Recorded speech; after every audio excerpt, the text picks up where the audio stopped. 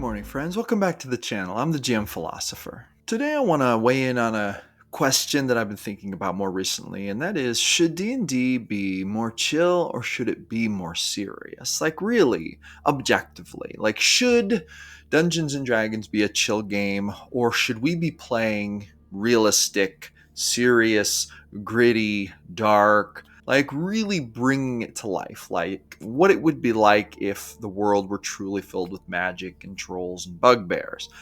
Is there any real merit to the idea of a chill, quote unquote, low stakes, quote unquote, fun or comical D&D game, or really is D&D best enjoyed in a realistic, grittier fashion? Are we missing out on too much D&D by leaning toward the chill part of it?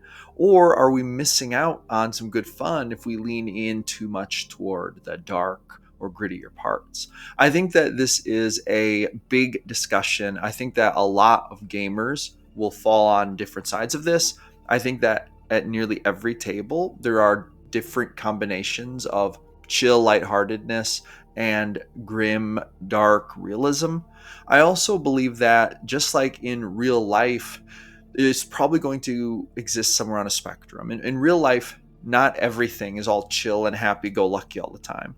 But at the same time, not everything is grim and dark, or at least hopefully it's not for you. Hopefully your life is a mixture of the serious stuff that makes up the serious parts of life, and then the fun, chill stuff that makes life more enjoyable. It makes you laugh. And I believe inherently that the real answer to this question will come down to something like, on the spectrum, what is it that you're hoping to get out of playing D&D or TTRPGs in general? See, some people use D&D as a social outlet. For others, it's more about the role play and the storytelling itself. For others, it's more about the combat game mechanics and the idea of playing a cooperative game with friends where you destroy creatures. And so it's more of like a combat element thing. While other people game simply because they think it's kind of fun to act out in a theatrical manner the things going on. And sometimes this delves into the comedy of it, because comedy is a big part of theater. Making people laugh is a huge part of entertainment. Imagine if all the movies ever made were only grim and dark. Imagine if we didn't have any fun comedies. Imagine if we were never brought to laughter by movies or films. And sometimes the best films combine elements of dark and gritty and lighthearted, chill, and funny. So you can get my point. Like, there's really a wide spectrum, and people enjoy D&D for a wide variety of different reasons, and they play TTRPGs to accomplish different things. And I think that at the end of the day, that's what we want to look at when we're asking the question, what is the proper way to play a tabletop role-playing game? Hey, real quick, do your players ever do unexpected things? Do you ever find yourself thinking, what the heck, all my plans have gone to ruin? These players, as creative as they are, have just gone off on a tangent, and now I don't know what the heck is going on. If you ever feel this way, then I have the perfect tool for you. It's called the Ultimate Plot Randomizer. Ignite your campaign with endless adventure. This ebook contains 4 D100 tables, lets you random roll plot arcs on the fly. Roll on the hook table, the complication table, the climax table, and even on the wild and wacky table to add plot elements that your characters would never see coming. I give this ebook away for free to everyone who joins my email list. It's just my way of giving back and saying thanks to you and giving away a resource that, to be quite honest, I use nearly every single time I play and every time I session prep. If you want to get this ebook, all you have to do is join my email list. Link is in the description. If you sign up, you'll get an email autoresponder sent to you between a few seconds to 15 minutes after you sign up. The time tends to vary, so be a little tiny bit patient. It might take it like 15-20 minutes to show up in your inbox. And make sure to check your spam folder. But in that first email, the download link will be available. Click on it, download, print, boom, put with your stuff. Never get caught without amazing plot arcs ever again. Roll random plot arcs for days and days and days. Your player characters will literally not be able to keep up with how many amazing plot arcs you're able to create, and thus you will never have an adventure go off the rails again. I'm kidding. They'll probably still go off the rails. You'll just be way more prepared. Like I said, link is in the description. Grab that. Don't miss it. All right, let's get back to the video. Now, I'd like to weigh in on this with a little bit of my own, basically, anecdotal experience.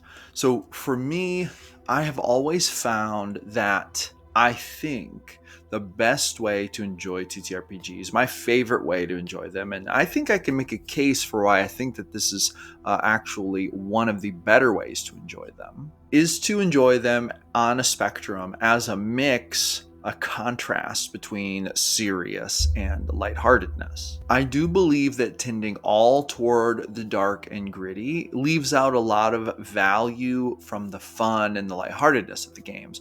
Whereas if we focus all on fun and comedic, that's going to leave a lot to be desired, and it's going to cut out a lot of the drama. It's going to cut out a lot of the serious things that make D&D something to contend with as a deeper, more immersive, intellectual type hobby and activity. I believe that there's something to be said for contrasting not only life and the light and dark it brings, but also contrasting the activity itself and the 3, 4, or 5 hours we're spending playing it with light and dark. And I would also say that when we take the reasons why people play TTRPGs into account, it makes a lot of sense to try to have that contrast also. For example, let's say someone wants to roleplay a character, and that's really part of the value of the game for them.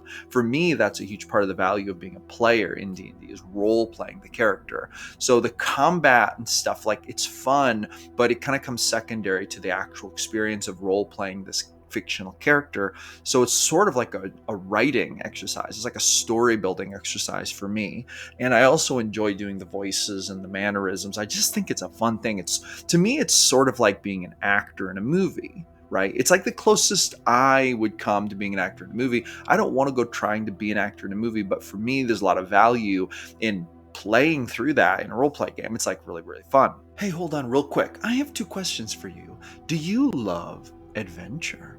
Do you love random roll tables? If so, then I have the perfect ebook for you. May I present the GM Philosopher's Ultimate Adventure Generator, 163 random roll tables on 310 printable pages governing nearly every aspect of adventure creation. If you love creating adventures and rolling on plat arcs to keep it fresh and new, then this is the ebook for you. Created in ultimate GM Philosopher fashion with random roll tables literally for days and days and days. You will be able to use this ebook to inject freshness into nearly every aspect of your adventure creation. Look at these chapters: selecting the adventure theme, defining the main quest, choosing the setting or location, identifying the main antagonist, determining key NPCs, generating obstacles and challenges, adding complications or plot twists, and more. And in every single chapter, there are all kinds of random tables. Let's take a look at chapter 1 just by itself. Selecting the adventure theme, we have an adventure genre table, we have a primary theme table, setting, environment, tone and mood, secondary theme, cultural inspiration, magic level, tech level, significant supernatural elements, what? Conflict scale, moral alignment, temporal setting, unique adventure hooks, and guess what? If we scroll all the way to the bottom of this chapter, a D20 table of plug and play adventure theme ideas, literally adventure themes you can just plug and play with. And that's only in chapter 1. There are 16 chapters in this book, and many of those chapters have D100 tables. There are over 20 D100 tables in this book. Being one of the newest GM Philosophy products, this ebook, The Ultimate Adventure Generator, is available right now for just $5.99. For just $5.99, you can get 163 random roll tables on 310 print-friendly pages, and guess what? It's available right now on my personal bookstore. Link is in the description, and if you purchase this, not only will you be getting literally random tables for days, but you'll be supporting an amazing channel run by small creators who are trying to make a huge difference in the TTRPG space and really bring a fresh element to it and make the game better for game masters everywhere. So don't delay, grab that in the description. You're not going to want to miss it. I'll see you on the other side, and make sure to roll a few D100s for me while you're at it. And I would be missing out on quite a lot if the game only contained grim, dark moments, and it would probably cease to be interesting to me if it were only comedic or lighthearted stuff. I would probably have little to no interest in a completely lighthearted, funny campaign, but if it were only dark and grim stuff, I would probably still be involved, but if there wasn't just a dash of humor once in a while, I would really be missing out on something like that. That would add a little bit of necessary and fun spice to the game that could otherwise become a bit of a grind with just the dark content matter, right? Now, I'll also say that for me, I don't necessarily play D&D or role play characters or run games to quote unquote escape from my problems. It's not really necessarily a form of escapism for me. I don't play D&D to like forget about life's problems for like 4 hours. I'm not that kind of person. I don't really engage in many there are not very many types of actual escapism I engage in. I'm not the type of person who feels like they need to take a break from the issues in my life to like laugh and distract myself for a few hours. I truly enjoy the story element. I enjoy the creative part of it. And that's also why I watch shows. In fact, and during times of my life when I'm especially stressed out or especially anxious, I will shy away from things like watching shows or movies and playing D&D, with some minor exceptions. There was a very depressing and anxious part of my life where I binged the show Shameless just as an escape from my problems, but that was an especially dark time, and that's not the normal for me. Normally, if I'm feeling like really anxious or depressed about something, the things that actually help me feel better are doubling down on my work or going to the gym. So it's not filling of that part of my life. I don't use D&D as that sort of tool in my life. That is not to say though that D&D can't be a valid tool to fit in that zone. And I do think that there are people who play D&D to take a 4 or 5 hour break from reality to do something fun. I will note that video games can sometimes fill that role for me. I'm probably, of all of the different things that I could do to distract myself from my problems, video games is highly likely to be in that category for me. I don't know why. It just kind of seems to work actually. Now, with that being said, I understand that there are a lot of people who use D&D very similar to how I might use video games. They might use it as a tool to help distract them from the stresses of life. Gods know, all of them, all of the gods know that life has no short of stressed moments. Life is filled with frustrations and conflicts and challenges, and we have to constantly grind actually in life just to keep food on the table, to keep the bills paid, and to keep the cold and hunger at bay, right? Very similar to very similar to what our characters deal with in the game. And I do think that there are a lot of people who actually use D&D in a very good, positive way to say, hey, you know what? I don't want to think about paying bills right now. I want to run my barbarian through a dungeon and I want to clobber some goblins. I want to find cool loot and feel awesome about it. And this is super valid. And games like that are going to benefit a lot from being on the spectrum of fun and humorous and lighthearted and leaning more in that direction. In fact, it might be possible that some people just want a feel good game. They don't want to have to deal with dark moments in game when they're trying to play a game for fun. And I have a lot of empathy for this. And in fact, I can see that this is a really positive way to engage in TTRPGs. With that being said, I think it falls upon the DM to understand this coming into it and to for the players and the DM to reach understanding of what we're doing here. And in fact, this makes me realize that I could probably do this better in my own games.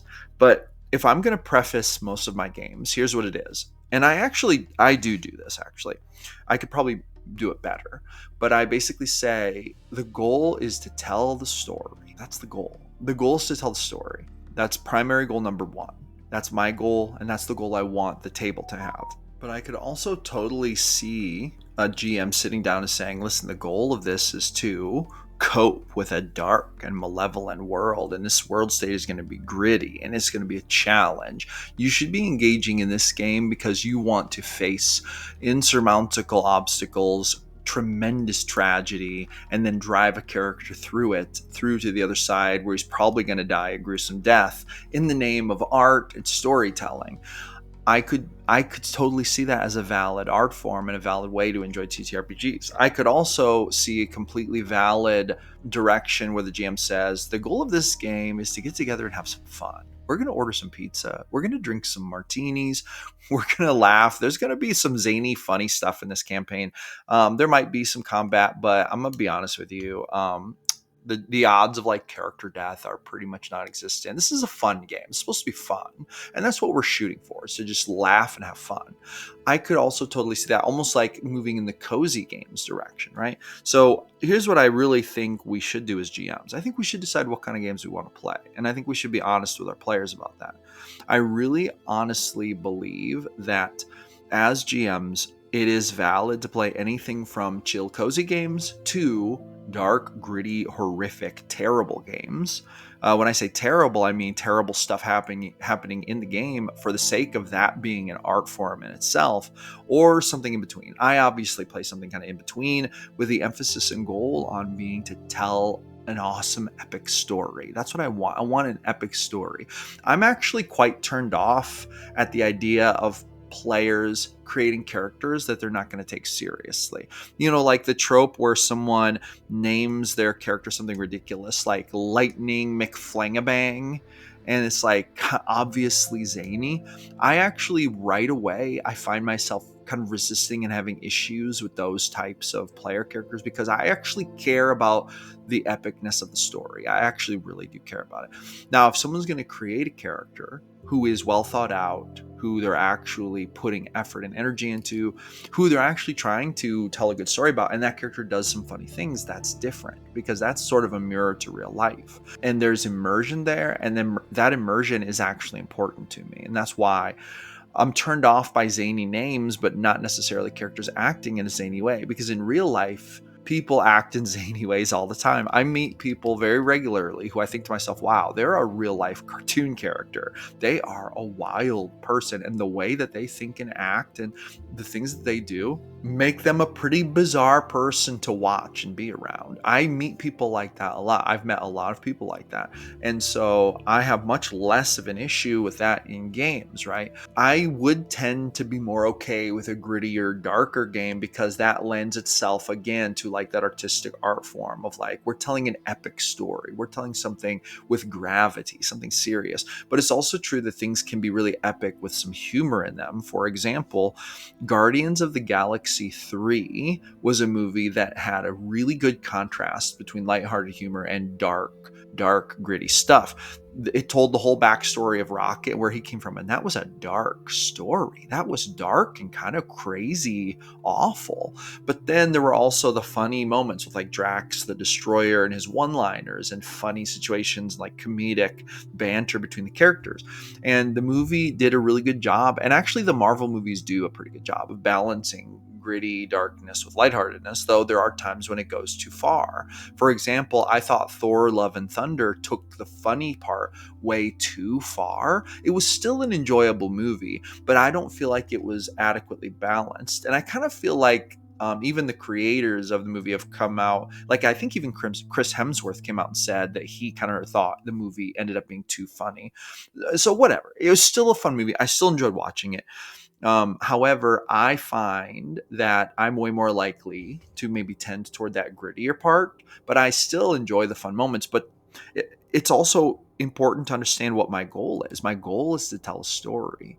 My goal is to tell an epic story. That's really the goal for me. So, an epic collaborative story. That's important. So anyway, with that being said, I think that that's my 2 cents on this. I would like to know what you think. Drop me a comment. Let me know if you agree with me, if you think that my words here and kind of my summation of the topic have been accurate, or if I've left some things out. I basically, at the end of the day, I believe that a GM should decide what kind of game they want to run, and they should share that with their players. And they should make sure they're playing with players who have the same motivation, the same goal as them. And this actually gives me renewed energy to do this better in my games moving forward. This conversation that I've had with myself here that I've filmed for you has led me to think, I could do a better job of that when I start games, like a session 0 thing.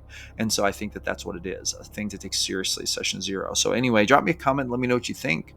But with that being said, that's going to be a wrap for today. Thank you so much for coming back for another episode of GM Philosophy in the Morning. I'm here every single day creating videos about the best game in the world, D&D, 6 a.m. Central Standard Time. And I go live Monday through Friday at 1 p.m. every afternoon for Coffee Break Live. I take my coffee break and we talk about some D&D stuff, and we talk about topics that we discuss in the Discord. So my link is in the description. Join the Discord if you haven't done so already. It's free and awesome.